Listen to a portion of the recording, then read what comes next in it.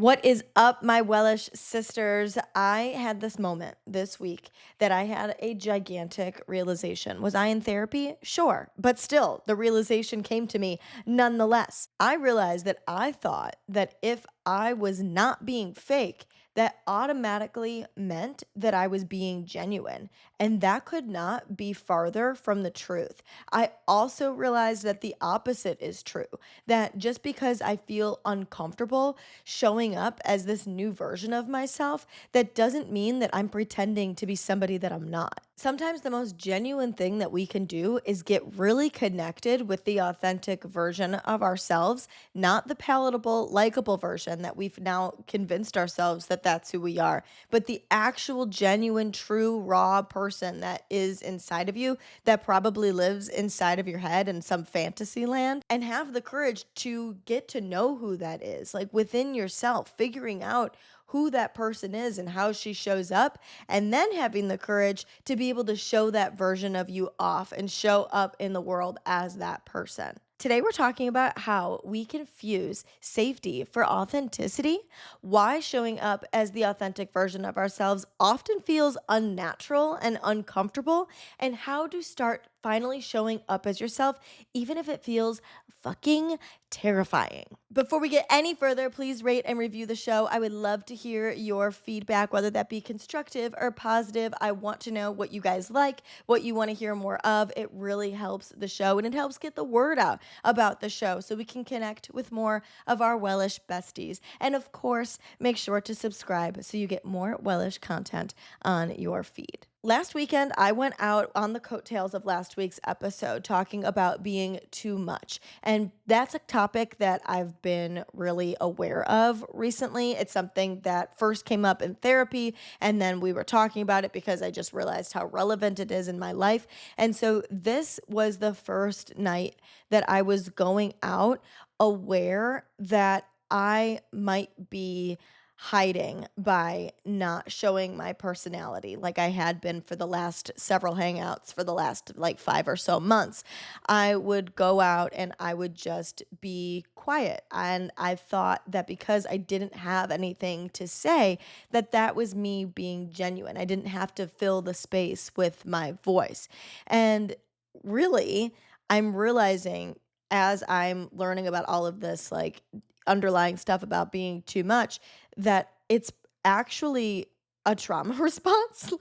Cute. It's literally me trying to not it's me trying to protect myself.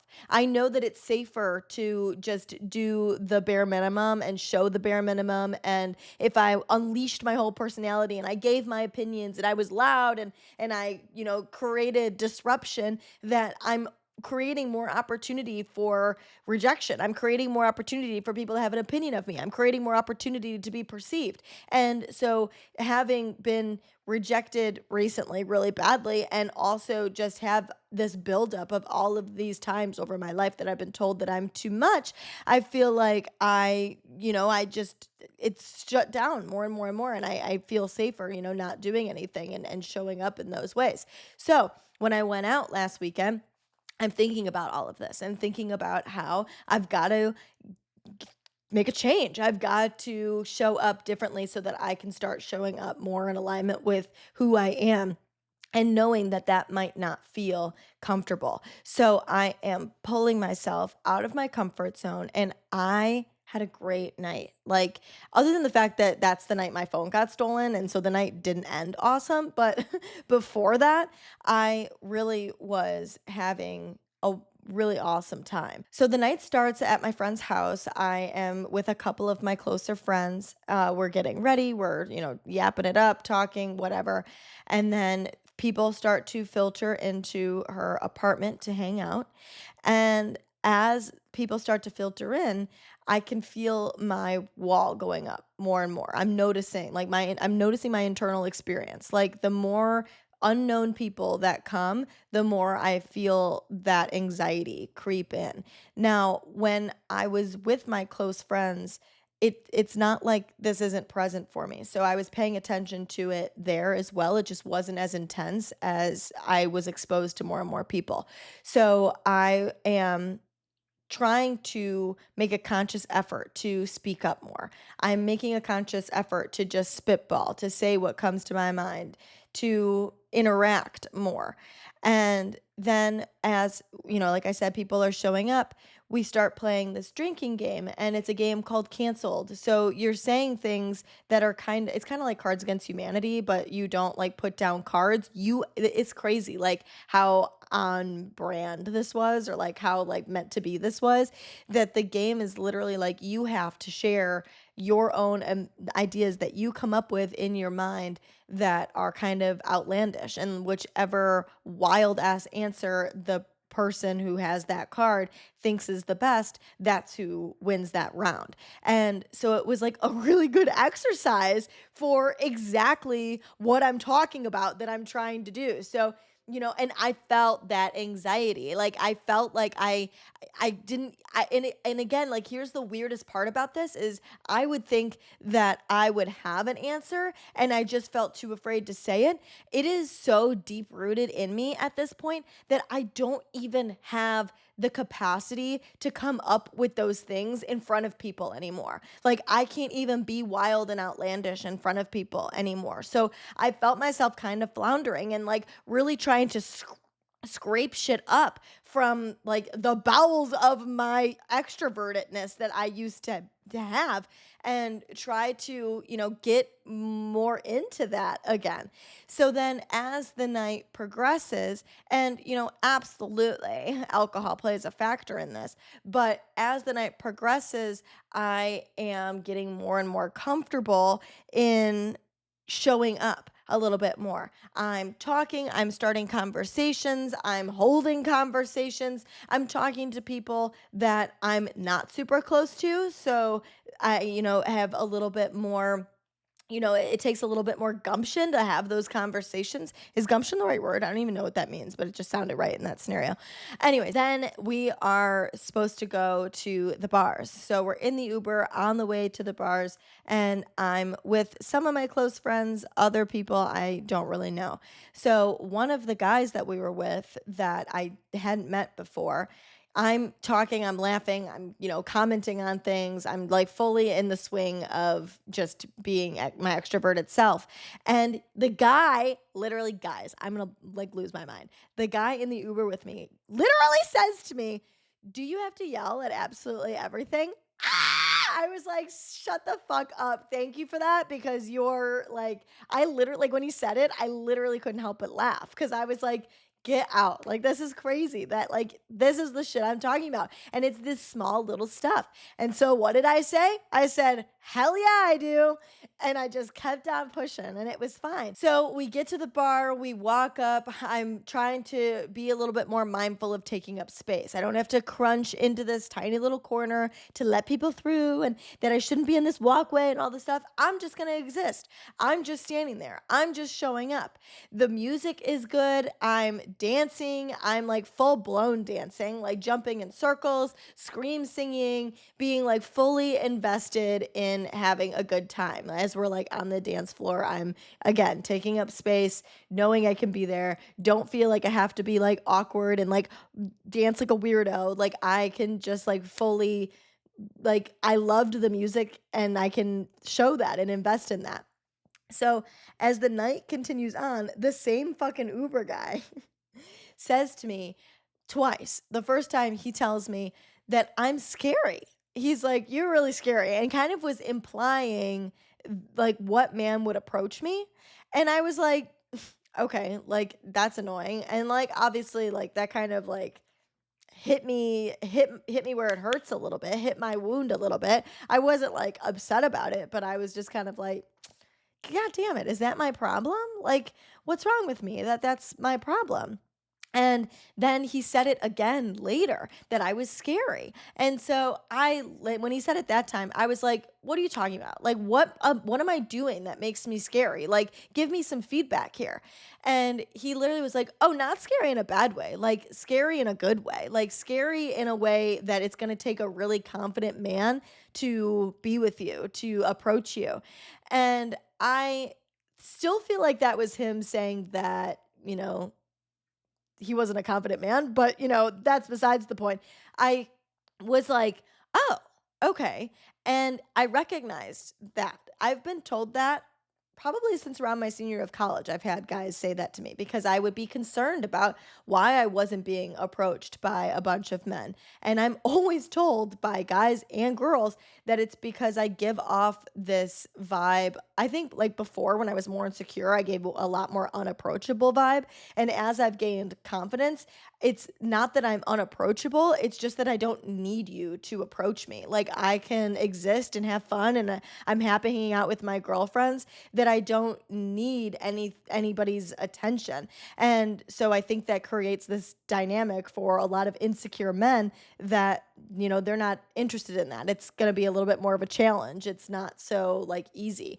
So I really like that. Like, that's something that I feel really proud of myself for doing. So I felt like, hell yeah, like this guy is telling me that I'm too much, but I don't want to be less, because if I was less, then the men that I am not interested in anymore, insecure men, would be the ones approaching me. I don't want those men coming up to me. It gave me a lot of hope that the person I'm with in the future will be a strong, confident man that doesn't need his ego stroked in order to be with me. So now I've got exposure showing up as my extroverted self. And I'm well aware at this point that I have to continue to do that, continue with the momentum of that in order to really solidify that into how I show up and get rid of that version of me that feels too afraid to show off her personality. So the next day, we went on a boat in the playpen in Chicago, and I was on there with a couple new friends, and two of which play volleyball up at North Ave for like, it's like Chicago's volleyball moment. It's just for fun. And so they were talking about it. And so I said, is there any way I could come watch you guys? And that was me, putting myself out there a little bit. They were like, absolutely, here are the details. We would love if you came. Okay, great.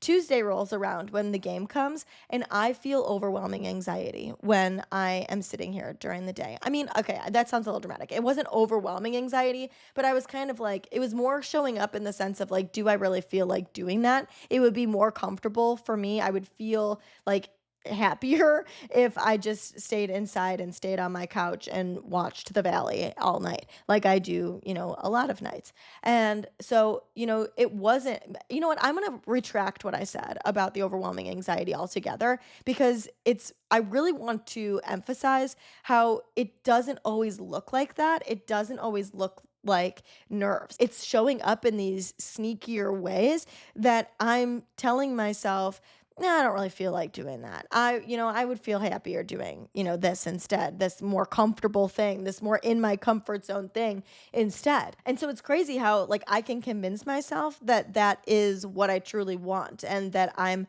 being authentic by doing what I want and not doing what, I think I'm supposed to do. But it's not about doing what I think I'm supposed to do. It's that the long term version of me, the version of me that wants to create a full life, that wants to build community in this new city, that wants to experience new things, like those are the things that I need to be paying attention to, not the instant gratification of what would make me comfortable in this moment. So I put my big girl underwear on and I went to volleyball. At first, I almost didn't go until a closer friend of mine was going to come with me. Like, she was coming later. And so I was like, I'll just go closer to when you're going to come. But I said, you know what? Fuck it. I'm going to go by myself, even though I am not close with these people. I'm like, we're semi friends. We're getting closer to like being friends, but we're like not 100%. Like, we're not there yet. So I was like, you know what? It's scary, but I'm going to do it. I don't know where I'm going. That's anxiety. I don't want to look like I don't know where I'm at or what I'm doing, or not know like what to expect. So I shot one of them a text and said, hey, what's the vibe? Do I need something to sit on? Where are you guys going to be? Like, what's going to help me find you? And then another thing I did to eliminate anxiety is I was originally going to ride my bike there, but I didn't know if it was like going to be dark, or if I was going to have a place to park the bike, or I was going to drive, but I didn't want to worry about parking. So I just said, screw it, I'm taking an Uber. I'm paying the $12 and I'm taking an Uber so that I don't have to worry about it. I can eliminate as much anxiety as possible. So I went, and as soon as I got to the beach, I was like, this is great. Like, what are we talking about? I went on an 8-minute walk to find them down like the running trail there. So that was nice. And I got there and I sat down and I was able to watch all three matches. And it was so fun to watch them. I felt so good about being at North Ave. I felt so good at experiencing this thing in the city that I've always known about that I've never actually been able to sit and experience. The skyline is right there, and I felt really good that I showed up for these new friends. It was just a all around really good experience that I wouldn't have had if I had decided to go with my comfort zone and flake. So when I was showing up as this person that was more reserved and more quiet, it wasn't because I was grounded, and like that's what I thought it was. I thought it was coming from a place of like grounded confidence, and really subconsciously it was actually a defense mechanism to keep me safe and keep me hidden inside of myself. And it's not that I was being fake by any means. Like, I felt comfortable in that scenario, but I was stuck in this middle ground. I wasn't being real still. It's really important for me to get across that comfort and authenticity are not one and the same, because you really get this idea that they are when you listen to self improvement, because you think that you're honoring yourself. You think that doing what feels best to you, i.e., what's comfortable, is what would be the most authentic to you. But that's not always true. Like, yes, you have to honor you and do what you want, but to an extent, because if you're not honoring you by not doing what you want for the long term and you're just doing what keeps you inside of your safe zone, you're still not being authentic. And that's what they mean when they say that authenticity can feel scary. I mean, that man literally told me that my authenticity was scary. So if somebody else is perceiving me being authentic as like, it makes them uncomfortable almost, of course, we feel that so much within ourselves because we're the ones that are being perceived. It is a scary thing to show up and show people your real self because you are way more likely to be rejected. You're way more likely to be judged. You're way more likely for people to not like you. And even worse, when that happens and you've shown your real self, it feels like, oh shit, they didn't just reject the palatable version of me, they rejected me. That feels like shit. So it's a scary thing to do. I want to 1000% validate you on that, but it's so much more, I'm going to be annoying. It's so much more rewarding to show up as that authentic self, not for any reason except that you get to have a better life experience. You get deeper connections, you get better results from relationships and friendships. You just get to enjoy life in so much more of a open, fulfilling, expansive way. And a lot of the time when we get caught in this discomfort, I don't know about you guys, but like that's my trigger to shrink. Like if I feel uncomfortable, I'm like, okay, I should dial it back because that would make me feel more comfortable. But you have to listen to the discomfort. It's a like a cue. It's something to pay attention to that means that you are expanding. Like if you feel that discomfort when you're out and showing yourself in the world, that means that you are actually starting to show your authentic self. One of the things that my therapist has me working on is figuring out what my core values are because I realized that I had no idea what my core values were, which probably contributed a lot to how I was ending up with people that did not have aligning values with me. So, being able to sit down and identify them has been super powerful for me. So, one of the ones that I identified and the one that I am working on with her currently is intimacy. And I'm really excited about this one because it really surprised me that in the giant list of core values that I had to pick through, intimacy was one of the top 15 that stood out to me. And obviously, it's not just intimacy with a significant other, it's not just physical intimacy. There is so much more that goes into intimacy than that. And one of those things is being intimate with friends and family, but also, and more importantly, and my favorite piece of this is being intimate with yourself. So when we first started this, my therapist was like, "Okay, how can you be intimate with yourself this week and how can you be intimate with your friends this week?" And I was like, "Nina, I don't know. Like what are you talking about? I what are you talking All I know is like intimacy with a significant other is quality time, I think. Like I have no concept. I have absolutely no idea." And so as the week progressed, I was like, how can I be intimate with myself and with my friends? Like I literally don't understand. I don't know how to make this happen. And the conclusion that I came to, like a motherfucking light bulb moment hit me like a truck, is getting more connected with myself and getting more connected with the people in my life. And how do you get more connected with yourself? I would say the biggest way that I've been able to figure this out is being able to pay attention to my inner experience. If I can learn and be aware and observe what's happening inside of me and then honor that inner experience, whatever that looks like. So maybe that is, being a little bit softer and nicer to myself, or maybe that's pushing myself to do something that gets me out of my comfort zone, being aware and connecting with myself on that level. And then kind of doing the same-ish things with friends, getting more connected with them by showing up as my authentic self to create an environment of deep connection, to allow them to feel safe showing up as their authentic selves because I'm showing up as my authentic self. And by showing up as my authentic self and laying it all out on the table for them and being like, yo, look, this is who I am. Like the night that I lost my phone, I literally cried to my friends and I felt really bad about it and awkward about it, especially like with the friendship anxiety stuff that we were talking about last week.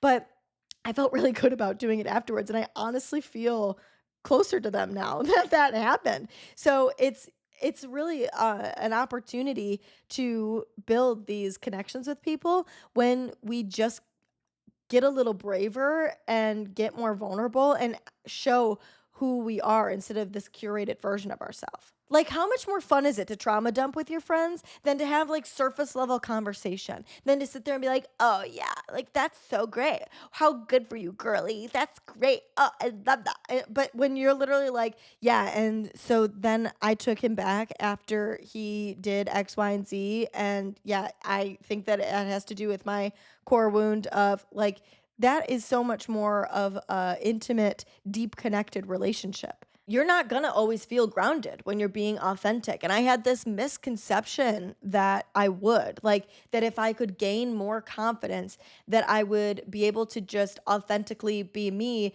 and I wouldn't be phased and I would just, feel fully comfortable and grounded in that position. But being authentic, no matter how confident you are, feels exposing. And showing up as the version of yourself that you've probably only ever fantasized about in your head can feel like you're being fake, but you're not. You're being brave. You're being brave enough to show up as your authentic self. That's what authenticity is. That's what confidence is. Confidence is not being unfazed and polished and having it all together and being fully unbothered, calm, cool, collected. That is fully what I believed confidence to be. And that is not what it is at all. Confidence is way messier than that. Confidence is resilience in real time. Confidence is spiraling and still getting up and doing something to take care of yourself to make yourself feel better because you don't want to sit in the spiral. So you get up and you clean your space. You get up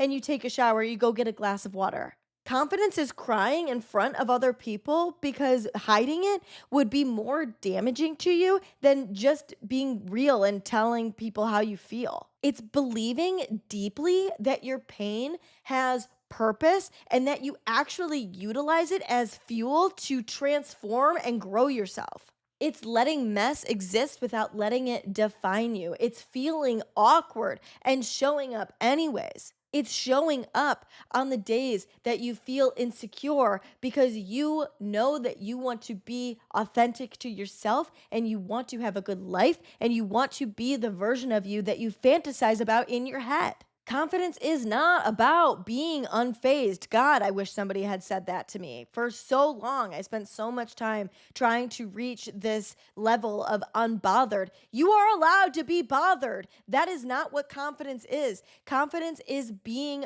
bothered and being devoted to yourself, even if you feel uncomfortable or uncertain or bothered. And that's where the real authenticity lives, guys, not in the perfect presentation. Duh. Okay, super important question though, because like this is all great and dandy, but what if you want to show up as that version of yourself, but you just can't? Or maybe because you've been showing up as this palatable version for so long, you think that that's who you are. Like you are fully like, but somebody literally said this. One of you literally said this to me the other day. They messaged me and were like, "But what if I am I do want to be seen and chosen and all that stuff like that. That is really who I am." It's not. It's not. I mean, we do. It is who you are. Like we all want to be, but that's like a normal human thing.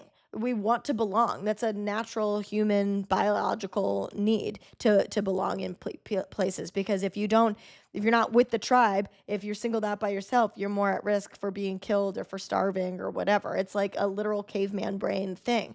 So of course that's you, but needing that and behaving in a way that will help you receive that understanding from people is not who you authentically are. So, how do we dig up who that person is when she's been suppressed for so motherfucking long? The first thing we briefly mentioned earlier, pay attention to what makes you uncomfortable. What brings up that anxiety? There are two types of anxiety when it comes to this specifically. The first one is the anxiety that then is like dread and fear, and like, I am not interested in that whatsoever. That makes me really unhappy. It's not something I'm interested in.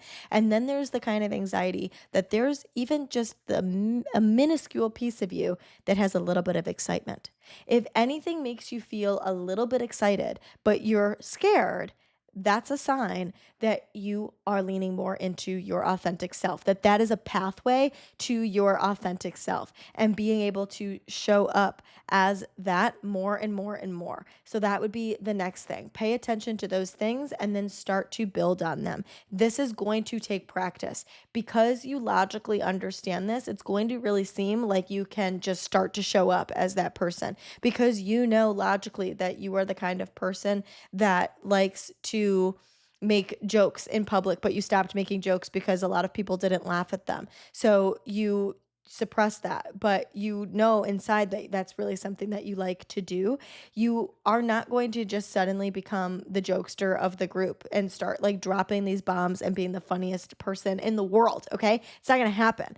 But you start slowly implementing it. I mean, you could even go as small as starting to send TikToks to people. And that's going to be my next tip for you, is shrink it. One of the best pieces of advice I ever got was to shrink the task. This week, well, actually not this week, since I've moved here. So this month, I have been like, there's a LA Fitness around the corner. So I'm like, I'm gonna go to the gym again. I'm going to start implementing that into my life again. And every morning I would wake up and be like, "Ugh, I said I was going to do this, but I couldn't do it. I was frozen, laying in my bed, stuck on my phone, or doing literally anything else except do that, and convincing myself that it wasn't really what I wanted to do and I should lean into what I want to do. But really, it was me just fully dysregulated and not being able to get myself to make that next step. So I had to shrink it. I made it smaller. I have dumbbells at home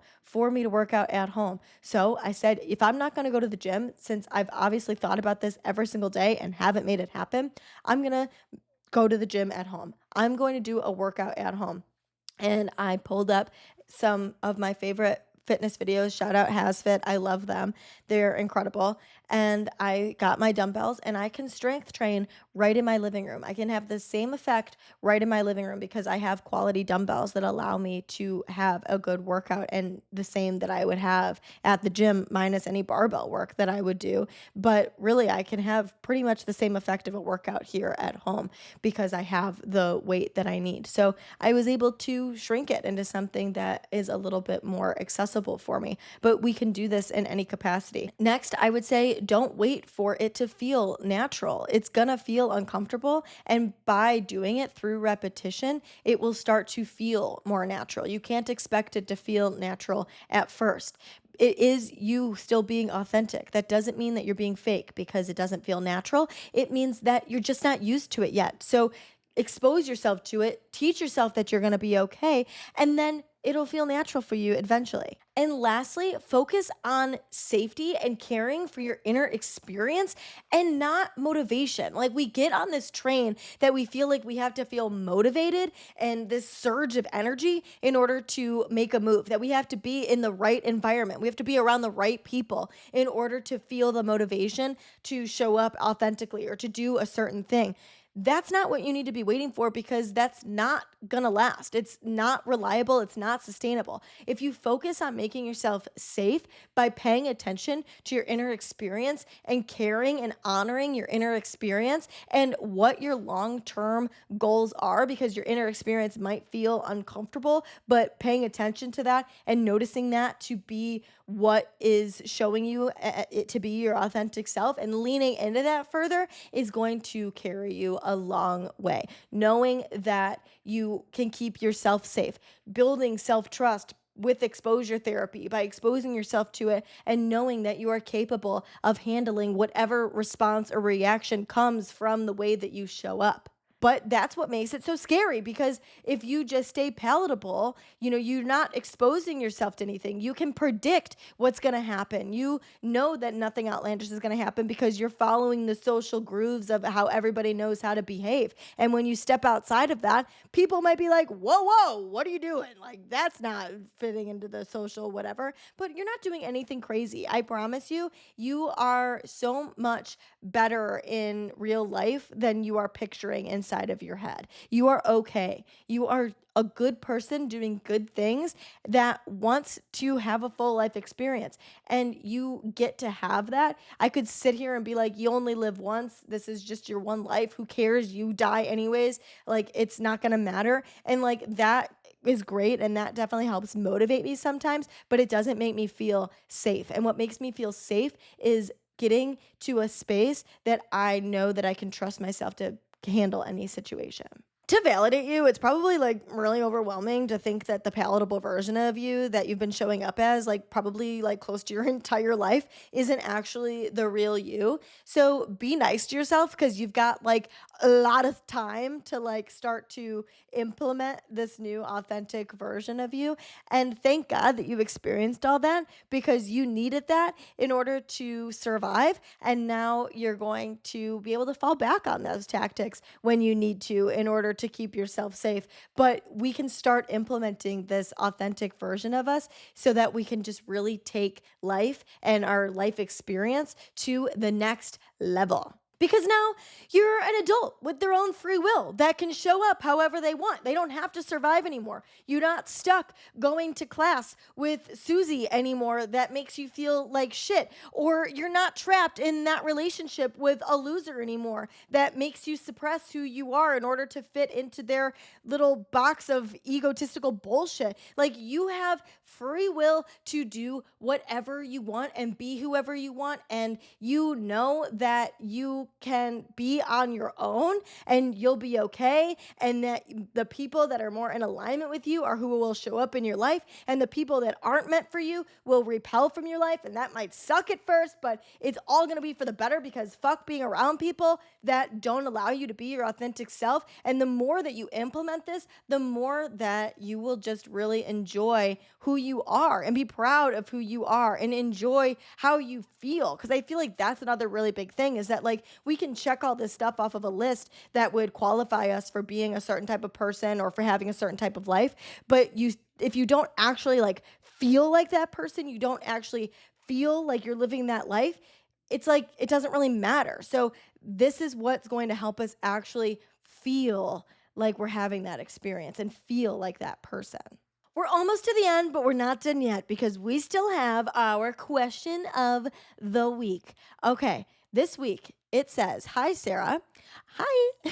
I've been obsessed with the podcast lately and I've been binging the shit out of it. Thanks, sister. I feel kind of weird asking this, but how do you know the difference between wanting alone time and accidentally isolating yourself? Girl, you're coming to the right place. I've been in my healing era saying no to plans, spending a lot of time on my own, doing the whole romanticize your solitude thing, which honestly feels good, but I feel disconnected from people like maybe I pulled back too far. How do you find the line between protecting your peace and keeping your life open to connection again?" Okay, hi, same. I am so me. This is so me. Like, I so relate to this, especially like the longer you stay in solitude, the less you want to leave. And so this is super real to want to, be aware of this. And I think that because you're asking yourself this question, you might be in isolation, babe. Like, I'm thinking that you're probably slipping into the isolation phase, that you're thinking, I think something's wrong here. I think that maybe I'm spending a little too much time alone.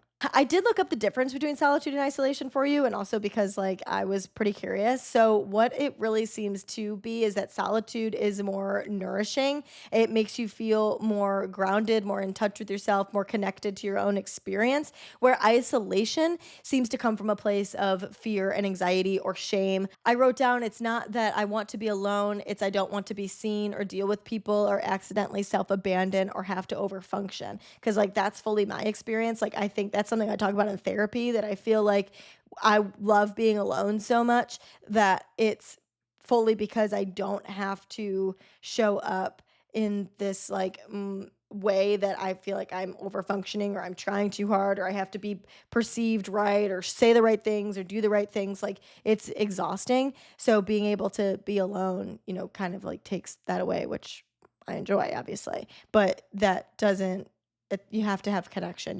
We want to be able to develop relationships with people, so you really have to find the balance between the two. If you really don't know, maybe ask yourself if what you're experiencing or in that moment, or ask yourself regularly if what you're feeling is self-care or if it feels like avoidance. And then if it feels intimidating to start integrating back into connection with other people, start small. Like you could literally send a text to somebody and like that count as building connection again and not being in solitude. Talk to somebody on the phone, FaceTime somebody.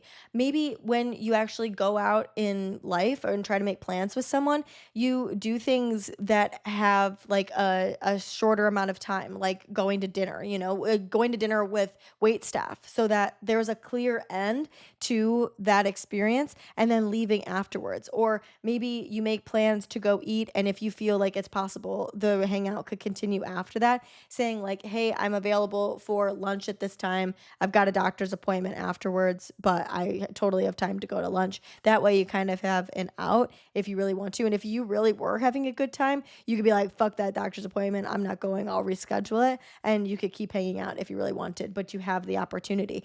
Going to get your nails done, going to the movies with somebody are also good options, because you're connecting, you're with somebody, but you don't actually have to like interact with them and socialize. So it's a good like first step. Just don't be mean to yourself to like swing from full isolation to full extrovert. Like that is not necessary. You can literally make a plan for an hour a week, one day a week. Then maybe you could up it to a couple things during the week, like, and then maybe you've got a full schedule eventually, but don't put pressure on yourself to like go fully one way and fully the other. And don't use protecting your peace as an excuse to build a wall that shuts people out. You want to be able to protect your peace while exposing yourself to love and connection and other people.